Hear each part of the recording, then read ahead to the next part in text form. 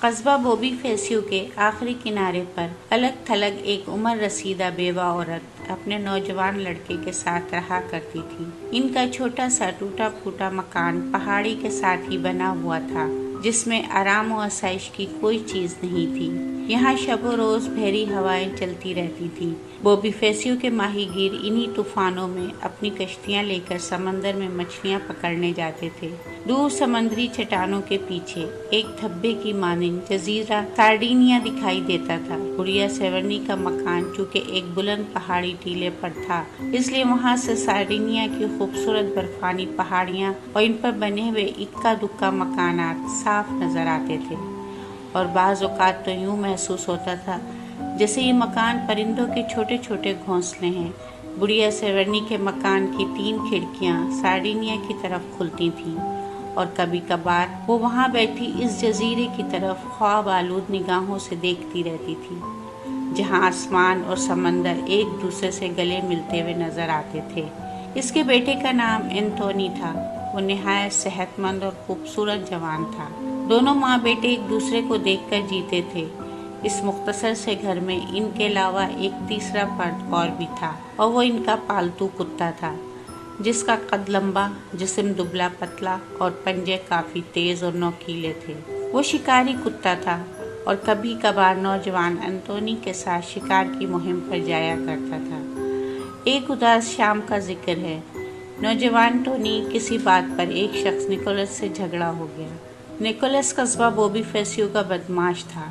اس نے مشتعل ہو کر لمبا چاقو نکالا اور انتونی کے سینے میں گھونپ دیا، اور پھر لڑکے کی تڑپتی ہوئی لاش کو وہیں چھوڑ کر اسی رات سارڈینیا کی طرف بھاگ گیا۔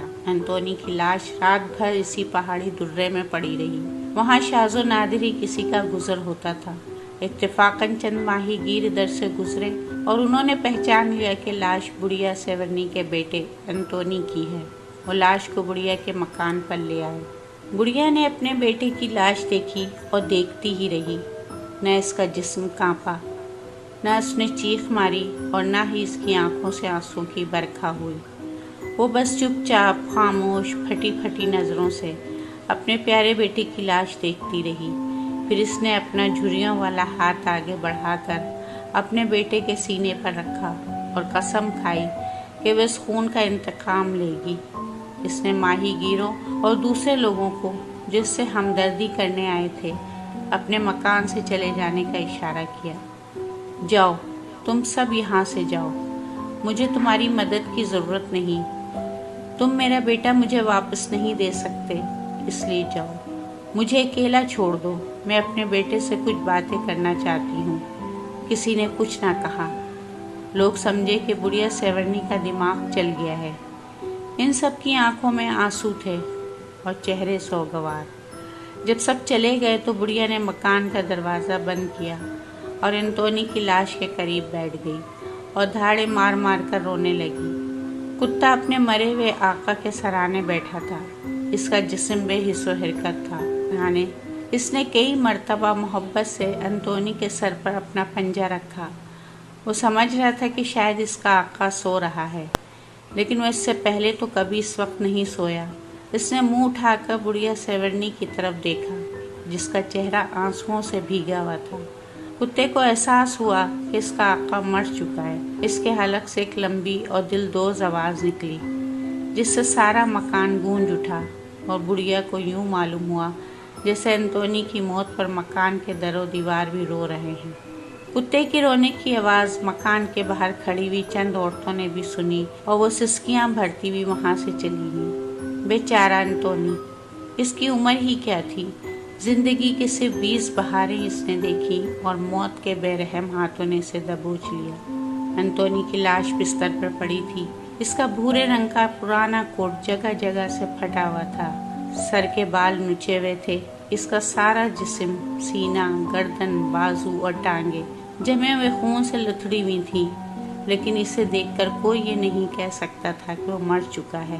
بس معلوم ہوتا تھا کہ وہ آنکھیں بند کیے آرام کی نیند سو رہا ہے۔ روتے روتے یکایک گڑیا چپ ہو گئی۔ اس کی آنکھیں اپنے بیٹے کے چہرے پر گڑی ہوئی تھیں اور لب کپ کپا رہے تھے۔ شاید وہ کچھ چاہتی تھی، اور پھر اس کی زبان سے چند جملے ادا ہوئے۔ کتے نے جو ہی مالکہ کی آواز سنی وہ بھی خاموش ہو کر اس کا منہ تکنے لگا، جیسے سمجھنا چاہتا ہو کہ مالکہ کیا کہہ رہی ہے۔ آہ میرے پیارے بیٹے، تم سو رہو، سو جاؤ، خوب آرام سے سو جاؤ۔ کیا تم میری آواز سن رہے ہو؟ میں تمہاری ماں بول رہی ہوں بیٹے، تمہاری ماں، جس سے تمہیں بڑا پیار تھا اور جس کا حکم تم نے کبھی نہیں ٹالا۔ میں وہی تمہاری ماں ہوں اور تمہارے سامنے عہد کرتی ہوں کہ تمہارے خون کا بدلہ ضرور لوں گی۔ اب تم اطمینان سے سو جاؤ۔ یہ کہہ کر وہ انتونی کی لاش پر جھکی اور کانپتے ہوئے ہونٹوں سے اس کی خون آلود پیشانی چوم لی۔ بڑھیا جوں ہی چپ ہوئی، کتے کے حلق سے رونے کی مہیب آواز نکلی، پر اس نے اپنا منہ زمین میں چھپا لیا اور چپ ہو گیا۔ اور اس طرح وہ رات بوڑھی سیورنی اور کتا انتونی کے قریب بیٹھ کر روتے رہے۔ دوسرے روز انتونی کو قصبہ بوبی فیسیو کی چھوٹے سے گرجے کے قبرستان میں دفن کر دیا گیا۔ چند روز تک نوجوان کی دردناک موت کا چرچا لوگوں میں ہوا، پھر سب بھول بھال گئے سوائے اس کی ماں اور اس کتے کے جو اس کی موت کے غم کو سینے سے لگائے ہوئے تھے۔ بڑھیا کے شب و روز اسی فکر میں گزرنے لگے کہ انتقام لینے کی صورت کیا ہو۔ اسے اتنا پتہ چل چکا تھا کہ جس شخص نے اس کے بیٹے کو مارا ہے وہ سارڈینیا کے ایک گاؤں لوگو سارڈو میں چھپا ہوا ہے۔ یہ گاؤں بدماشوں اور گنڈوں کو پناہ دینے کے لیے بڑا مشہور تھا اور اکثر جرائم پیشہ لوگ انصاف کے ہاتھ سے بچنے کے لیے لوگو سارڈو میں پناہ لیا کرتے تھے۔ بڑھیا سیورنی نہ کسی سے بات کرتی اور نہ کہیں آتی جاتی، بلکہ مکان کی کھلی کھڑکیوں میں سے ایک میں بیٹھ کر سارا دن لونگو سارڈو کی جانب گھورا کرتی جہاں اس کے بیٹے کا قاتل چھپا ہوا تھا۔ غصے سے اس کے بدن کا رواں کانپنے لگتا اور آنکھیں اشک بار ہو جاتی۔ اس کی سمجھ میں بدلہ لینے کی کوئی تدبیر نہ آتی تھی۔ وہ ضعیف اور ناتواں عورت تھی، اس کا کوئی مددگار نہ تھا، کسی سے صلاح مشورہ بھی نہیں لے سکتی تھی۔ اسے تو اتنا بڑا کام تنہا پایا تکمیل تک پہنچانا تھا۔ وہ اپنے بیٹے سے وعدہ کر چکی تھی، اس کی لاش کے آگے سینے پر ہاتھ رکھ کر انتقام لینے کی قسم کھائی تھی۔ اسے اب تاخیر نہیں کرنی چاہیے، کیا معلوم موت کا ظالم ہاتھ کب اسے بھی پکڑ لے اور اپنے ساتھ لے جائے۔ پھر وہ اپنا قول کیوں کر پورا کرے گی، اسی فکر میں اسے نیند نہ آتی تھی۔ وہ ساری رات اپنی چھوٹی سی کوٹری میں ٹہلا کرتی یا تھک کر کھڑکی کے پاس بیٹھ جاتی۔ اسے کسی پل چین نہ آتا تھا۔ کتا سائے کی مانند اپنی مالکن کے ساتھ رہتا، اب اس میں بھی وہ پہلے سی شوخی اور چلبلا پن نہ آ رہا تھا۔ وہ شاذ و نادر ہی بھونکتا، بس اپنی مالکہ کے پیروں تلے پڑا سویا رہتا، یا دل چاہتا تو اونچی آواز میں 2-3 مرتبہ رونے کی آواز نکالتا اور چپ ہو جاتا۔ شاید وہ اپنے آقا کو ڈھونڈتا اور پکارتا تھا۔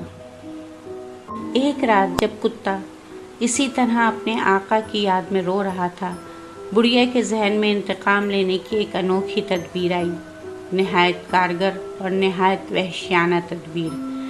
وہ ساری رات اسی تدبیر کے مختلف پہلوؤں پر سوچ بچار کرتی رہی اور اسے یقین ہو گیا کہ اگر اس پر عمل کیا جائے تو وہ قاتل سے خاطر خواہ بدلہ لے سکتی ہے۔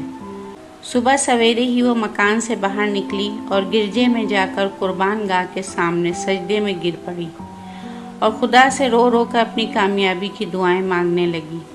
گرجے سے واپس آ کر اس نے کتے کو صحن میں باندھ دیا اور اپنی کوٹری میں چلی گئی۔